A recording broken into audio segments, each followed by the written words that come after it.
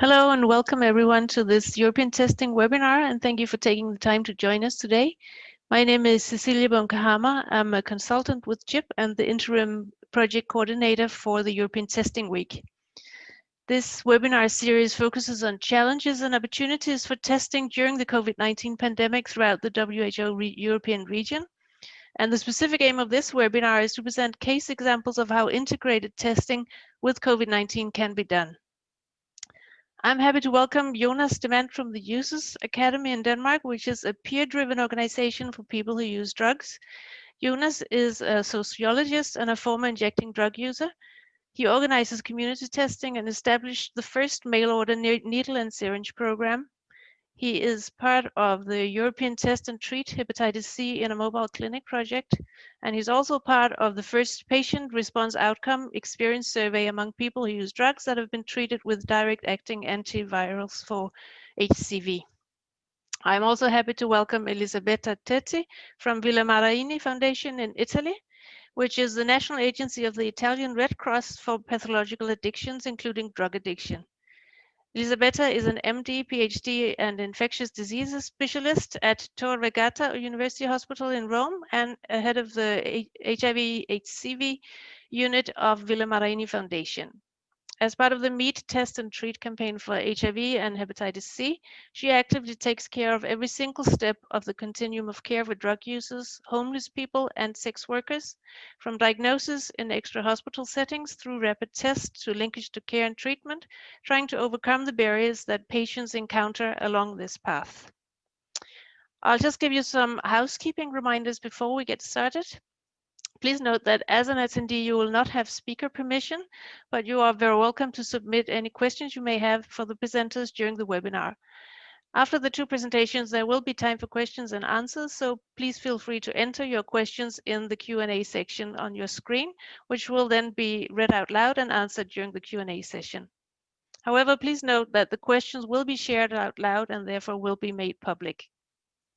Additionally, this webinar is being recorded and will be posted online, so if you can't stay for the entire webinar, you can access the video at a later time through our YouTube channel, and it will be advertised on our webpage and on Facebook, which you can see on the screen now. Everyone who registered will also receive a link to the video recording. And lastly, at the conclusion of the webinar, we kindly ask you to complete a very short evaluation survey to provide us with feedback. The webinar survey will be sent to you to the email that you used when you registered for this webinar. And now, our first presenter, we welcome Jonas Demant.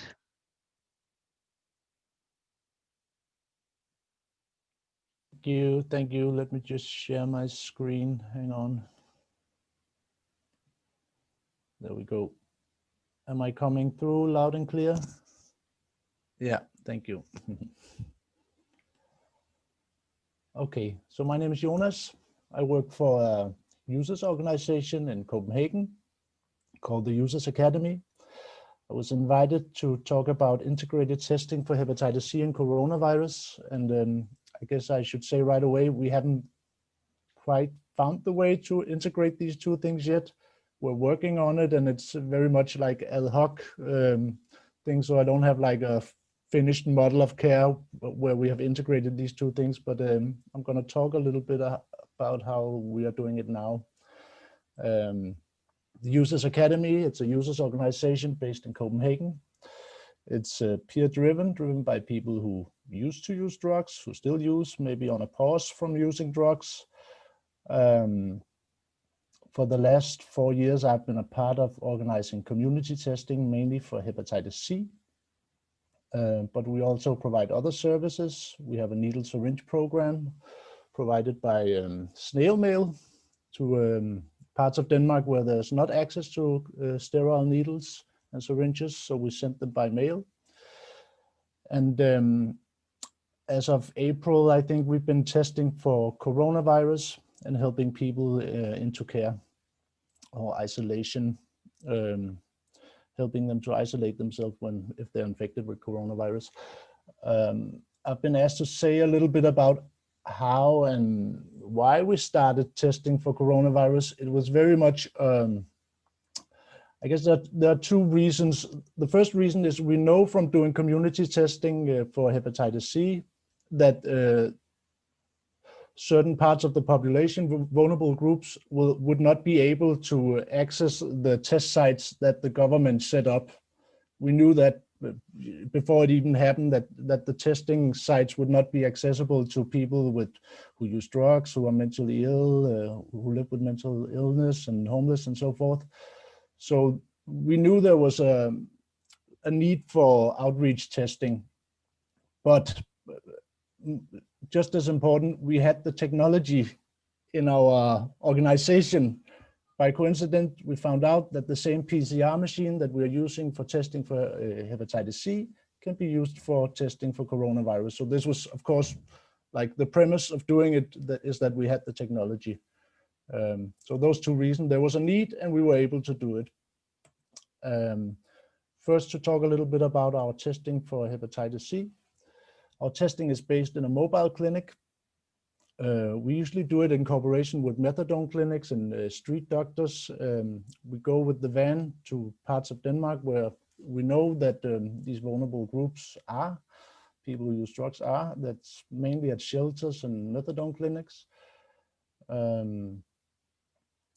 And we do broad screenings. We often test many people in one day. We also just sometimes go and test one person if they call us. We can go by bicycle or car or whatever, but in the clinic we do broad testing, many people a day.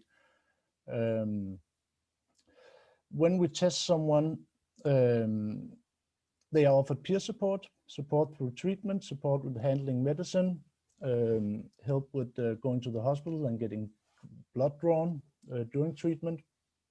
We try to keep it simple, that is as few visits to the hospitals and doctor's appointments as possible when getting treated. And also when testing in the van, we usually have like a division of labor where we have peer persons in front trying to get people into the van and convince people to get tested, and the healthcare personnel will be within the van. So I guess this is what's going on in the picture. This is me helping someone into the van and a doctor welcoming him. Just to give you an idea of the results from this project, this is from Copenhagen. From a little more than a year, from 19 to 20, we screened 580 persons. 52 were RNA positive and 39 initiated treatment. The main reason for not initiating treatment is being an immigrant without any documents. A few people were lost to follow up, but the main reason is because you're an immigrant with no health insurance and so on. So testing for coronavirus. Yeah, as I said, we started testing because it was possible. We had the technology, and we knew the vulnerable groups would have a hard time accessing testing. And finally, of course, we were lucky to obtain the funding to do it. There were lots of like very quick setup funding for emergency corona initiatives, and we managed to get some resources from one of those funds. We offer testing to vulnerable groups, people living with mental health issues, people who use drugs. And the way we test is usually one person at a time. It's not broad screenings. We help, I guess, the most vulnerable groups. We have volunteer nurses.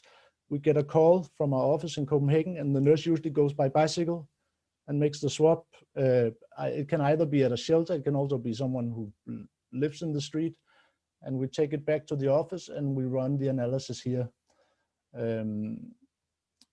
So it's like one at a time, and if the person turns out to be infected, we contact the conventional healthcare system and the regional testing facilities, and they will do the follow-up and test the people that the infected person has been in contact with. So I guess it's very much specialized. It's not broad screening.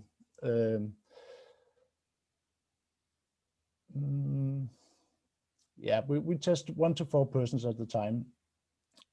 Very often we are testing people who don't have symptoms, because after the pandemic struck Denmark, to get into a shelter or methadone clinic or heroin treatment in Denmark, you needed a paper saying you do not have coronavirus. So often we test people to help them access social and health services. And I get half of the time, I think it's that it's helping people to get access to services. So here are the results. We have screened 200 people, 3 were positive, and we helped them into care and isolation. The municipality of Copenhagen has like a home for people who are vulnerable and infected. So this is what happens if you test positive. I should say that the politics for migrants without any documents has been a catastrophe in Denmark. The minister of with responsibility for refugees and so on has been saying that you can get tested at refugee centers, and after you finished your isolation, you will be sent out of Denmark. So 0 persons have taken this offer because, yeah, who would want that? So a little bit about benefits and challenges. The integration of these 2 kinds of tests is difficult for us, at least, because there are many things about it. First of all, it's very different diseases, and when you are working with a vulnerable group, you have to explain to people what's going on when you test them, and it's 2 very different cases, and sometimes we feel like it's too much. It's too much to first test the person for coronavirus, and then afterwards, by the way, let me explain you about this other disease, hepatitis C. It's in the blood, and maybe you have it, and it's hard for people to keep track of what are you positive for one thing and negative for the other. So often it's been hard for us to combine, but we have done so. Usually when we go out and test for coronavirus, we have a short talk with the person, and we can come back to them. It's sometimes obvious if the person is a drug user and is a person using drug, and then we can come back to them and test them for hepatitis C at a later point. We have had screenings for hepatitis C, like the one I talked about before in the van, where we also offered to test for coronavirus if you have symptoms, but not broad screening. So mostly we just have the equipment if someone comes up and is afraid that they have it or have been in contact with someone that had coronavirus. Also, there's the whole practical issue of when you test for coronavirus, you had to get into all the equipment and gear and get out of it again when you test for hepatitis C. So it's also a very practical issue to, test for the 2 things. And and also, yeah, okay. Let me just check my slide here. I guess the benefits of doing this coronavirus, there's been so much attention on the pandemic and coronavirus here in Denmark, all over the world. So we got a lot of attention in our organizations for doing this. So our network of shelters and into the communities have really broadened because it has drawn a lot of attention and people to us. So we have been able to follow up and go with the mobile clinic to places we didn't know before the coronavirus. And there's also been like a heightened awareness about disease and infectious disease and how to protect yourself and so on. It's become easier to talk about hepatitis C after the coronavirus, I think. I know coronavirus gets a lot of attention, but there's become a bigger awareness and understanding of infectious diseases, I think, among some people.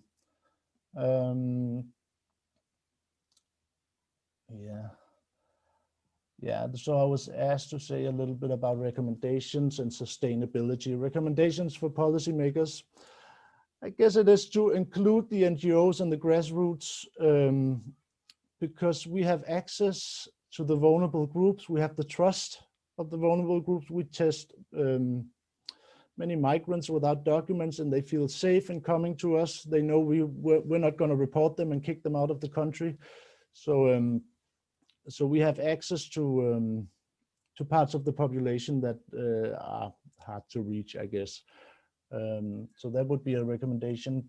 Build upon the existing outreach clinics, shelters, and so on, where people gather. That's a good place to start if you want to reach these groups where there's food and medicine. And finally, when testing immigrants, do not threaten to throw them out of the country. That's an idiotic move if you want to reach them, if you ask me. And so a little bit about sustainability. Yeah, this is the part where, coming from an NGO, I will whine about the funding. So we have funds to go until the end of the year to test. We have the machine, the PCR machine and so on, but we don't have resources to pay salary and the transportation and so on. So I guess in 2021, we're going to go on testing, but at a lower intensity, simply because we don't have the money. Also, this pandemic, it's a little hard to plan because we don't know when the vaccine is coming, what is happening. Also, the government and the state are scaling up testing and also doing more outreach testing. Many methadone clinics are starting to test themselves. I have bought PCR machines. So it's a little hard to guess what the need will be and the place for us in the pandemic in the future. So it's a little hard to fund for it, I think, and know. Yeah. So I think that was it. I don't know if it was 15 minutes, but I'm done.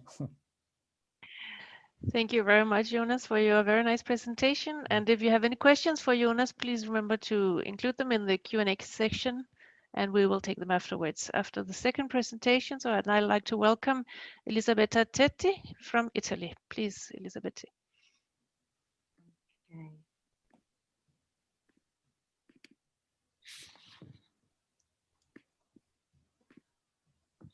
Okay, good afternoon, everybody. Thanks for inviting me to participate to this very interesting webinar. It's a very great pleasure for me. I am Elisabetta Teti. I'm an Italian infectious diseases specialist and I work in Tor Vergata Hospital in Rome. And I am the chief of the HIV, HCV, and now also COVID-19 service of Villa Maraini Foundation in Rome. I am very happy to share with you the experience of Villa Maraini Foundation in the field of HIV and HCV testing, even in this difficult moment that we are all going through due to the COVID-19 pandemic.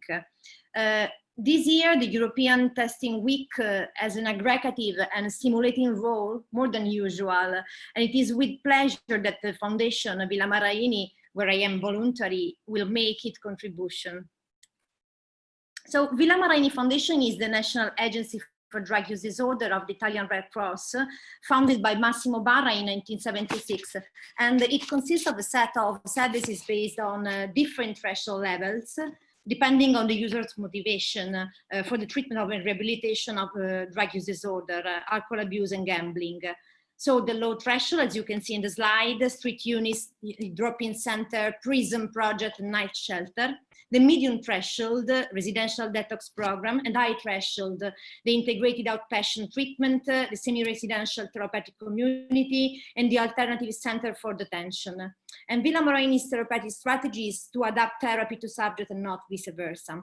We have also a Facebook page, Twitter, and a website. And if you want to, you can contact us by email, as you can see on the bottom of the slide.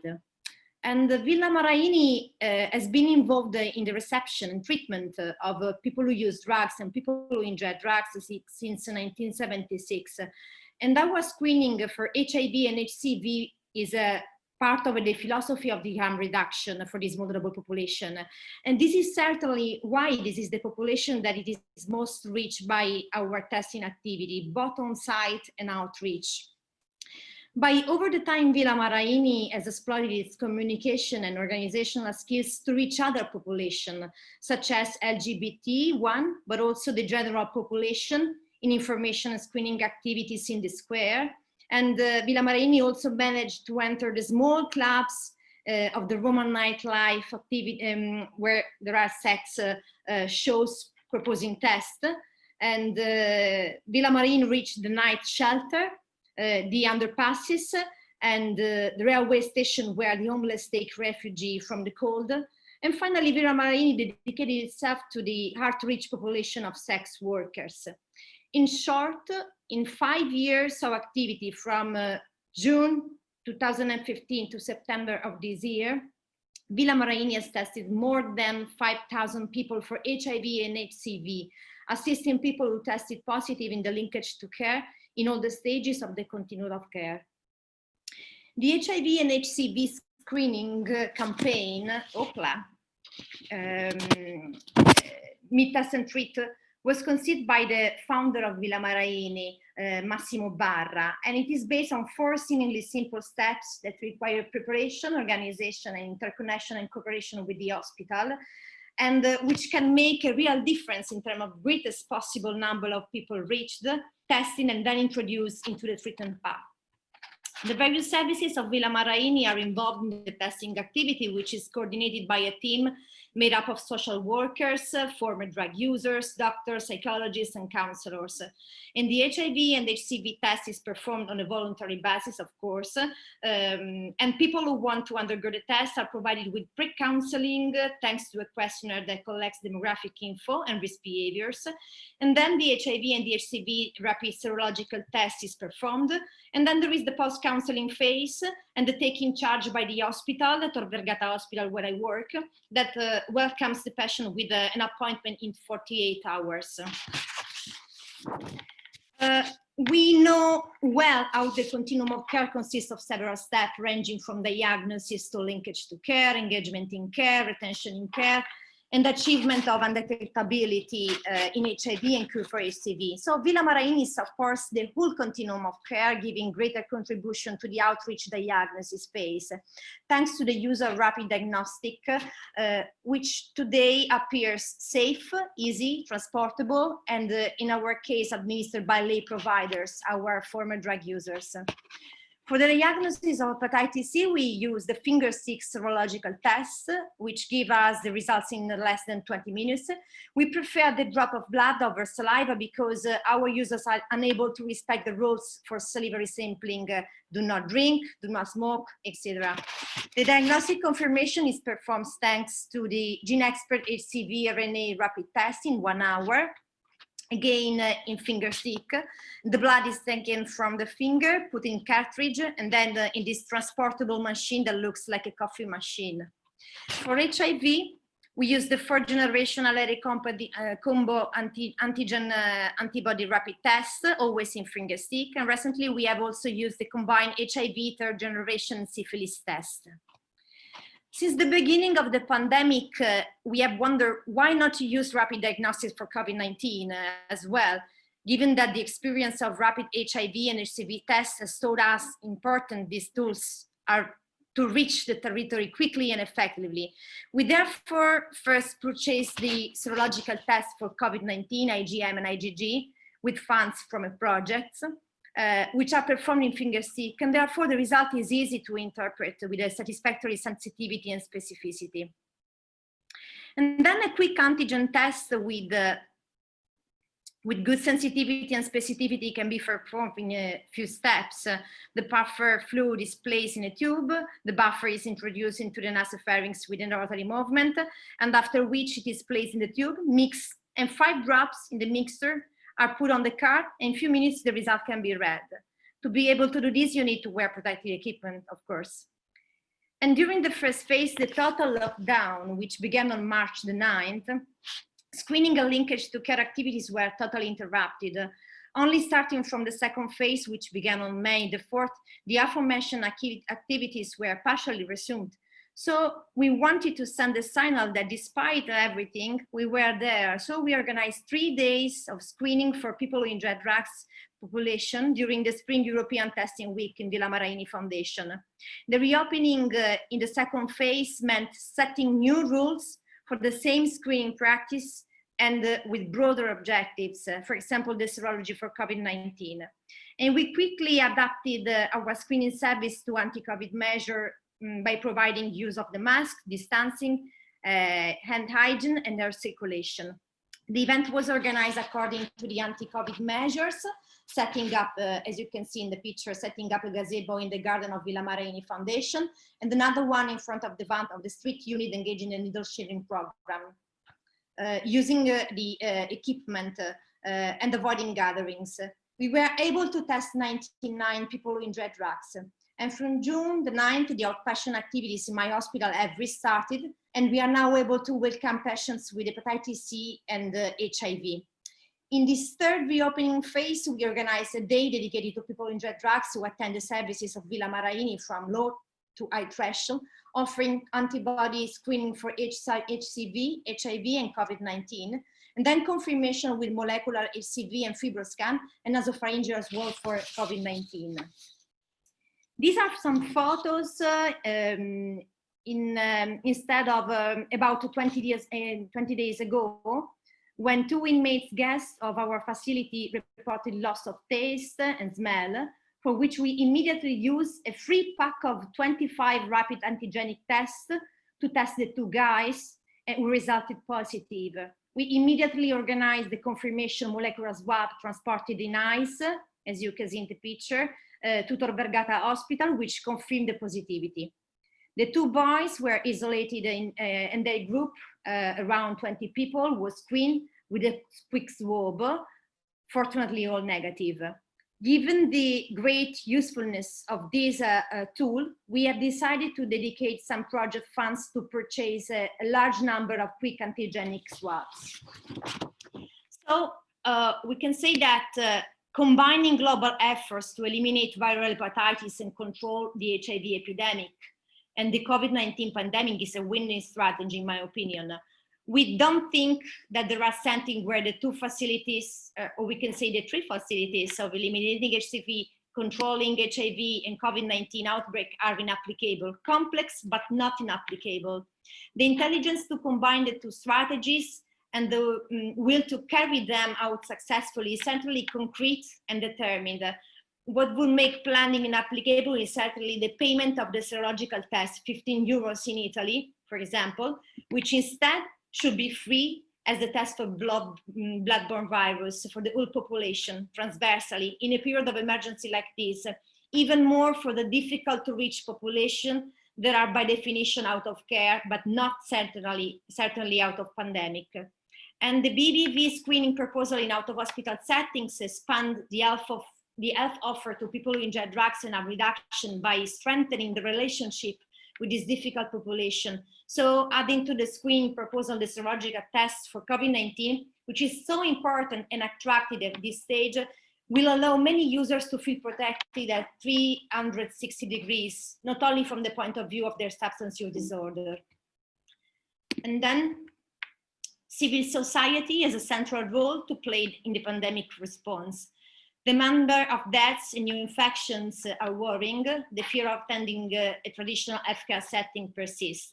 So the decentralization of services will become a crucial method of service delivery. Regarding Hep C, in November 2019, the leading liver societies made a joint call for action to explore the ways in which hepatitis prevention, testing, and treatment services can be decentralized. And this pandemic is an opportunity to accelerate this call to action. Today, we are fighting with an important public health threat, COVID-19, which certainly needs special attention, but we should be more careful about our previous public health achievements. And with this slide, with the 2 volunteers of the Red Cross and 1 former drug users that now is a social worker in Villa Maraini Foundation, they try to enter an underpass to reach people who use drugs. I want to thank you for your attention. Thank you very much, Elisabetta. That was a very interesting presentation. We now welcome any questions you may have for the presenters. And I think we already have some. Let me just find them. Yes, there is a question actually 2 questions for Jonas. The first question is, what was the acceptability of COVID testing within your clientele? Were people more or less willing to test? That's the first question.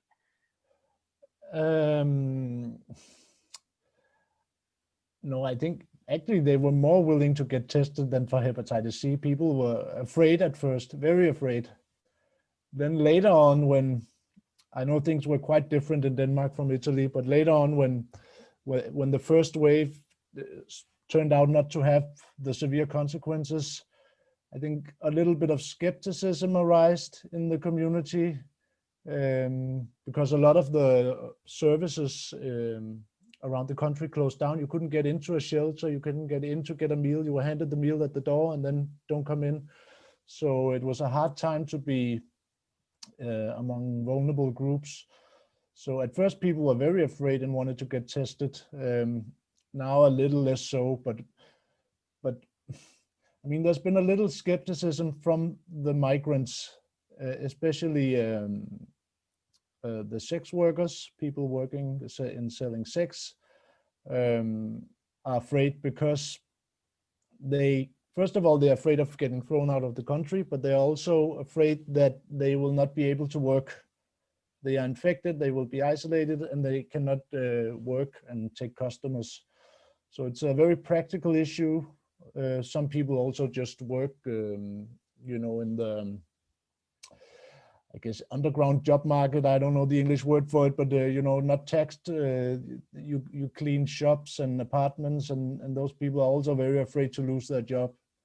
They maybe live on the street or live in shelters or in apartments with many people, and they have to work to live. So they maybe they just don't want to know. I just don't want to know if I'm infected because I can't afford to be infected.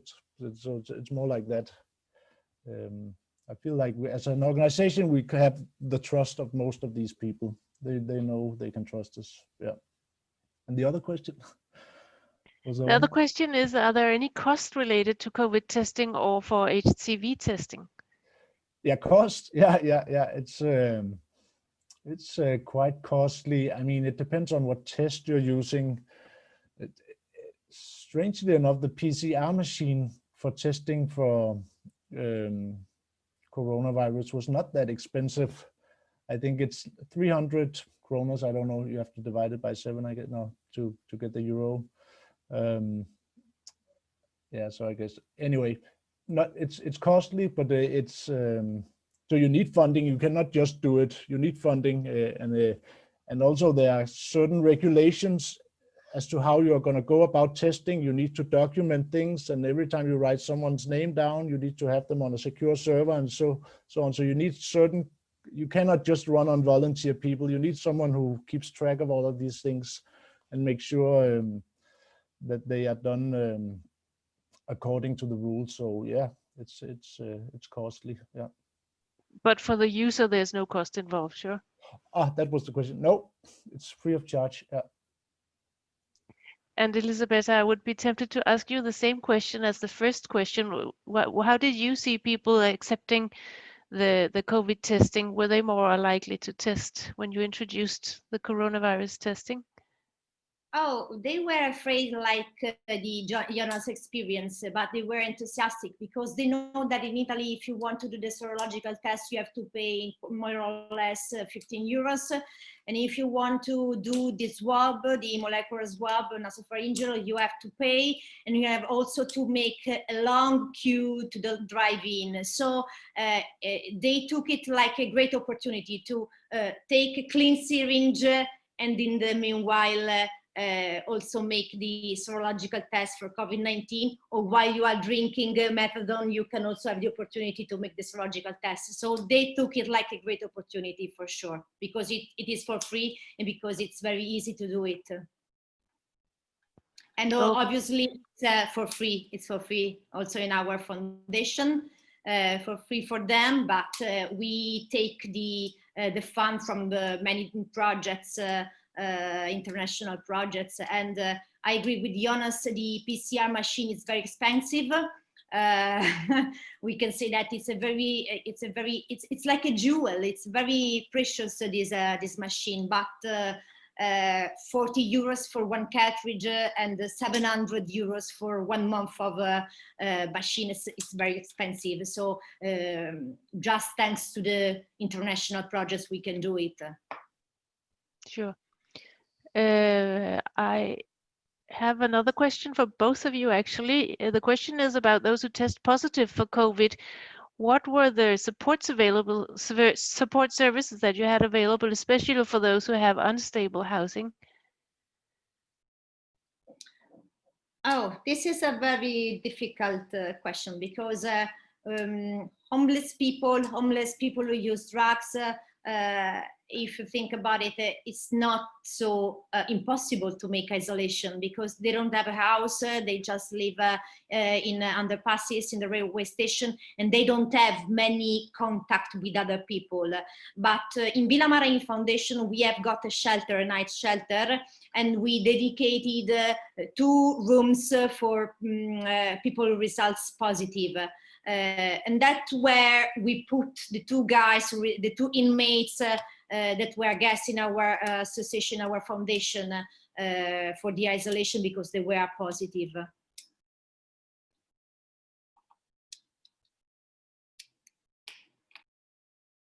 Jonas, would you like to answer the same question?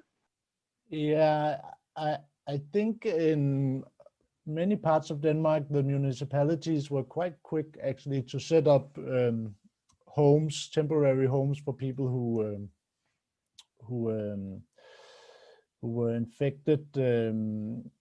So it was not like the facility itself that was the problem. It was again the trust and to encourage people to go into isolation. If you were a sex worker or worker, just it needed some convincing, especially because for many of them, at least the people we tested who were positive, had no symptoms. So they couldn't, some of them couldn't see any reason, why should I go into isolation? I'm not sick and so on. But the opportunity was there to do it. There was housing and so on, temporary housing for the people infected, yeah. And was that even for the undocumented migrants, or did you have any services for them as well? There was, I'm actually a little unsure if it's still there, but there was a hotel, a hostel that were turned into a facility also for undocumented migrants. Yeah. Yeah. Oh, I'd like to add something because it is very strange because in Italy, if you have got COVID-19 and you live with your family and you want to make the isolation, you can contact your GP, and your GP will send you to the hotel that are converted in COVID-19 hotel. But if you don't have a GP, if you don't have documents, you cannot access to this hotel. No. It's incredible. Mm-hmm. Yeah. Sure. I have another question here. It says, have you seen an increase of use of people asking to take an HIV or HCV test since you introduced the COVID testing in your activities? Yeah, the short answer, I guess, is no. I mean, as I mentioned, it has brought a lot of attention to our organization that we're doing the corona testing, because we're a very small organization. We live in a cellar in Copenhagen, and we are 2 people employed. The rest is volunteers. So in a sense, we have made contact with people working with vulnerable groups all over Denmark and Copenhagen. So I guess the opportunity to test more is there. Yeah, we have greater access, but not more people come by themselves and ask to be tested for HIV or HCV. No.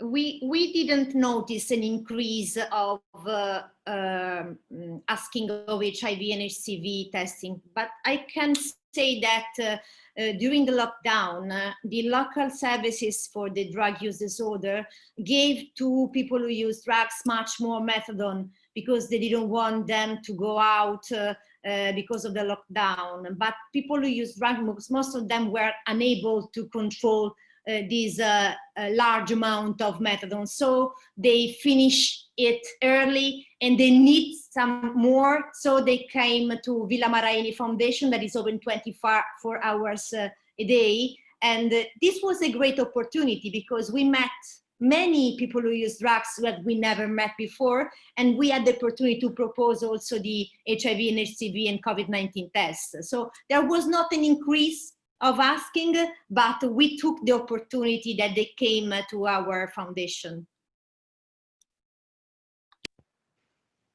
Can I just add something? I don't know if it was for the same reason, but we saw in the streets of Copenhagen people that we haven't seen for many years. People who were, because of maybe they were without a home 10 years ago, and after a lot of work, they were provided housing. But during the pandemic, where everyone had to keep to themselves, social workers couldn't go and see them. They couldn't go to soup kitchens and so on.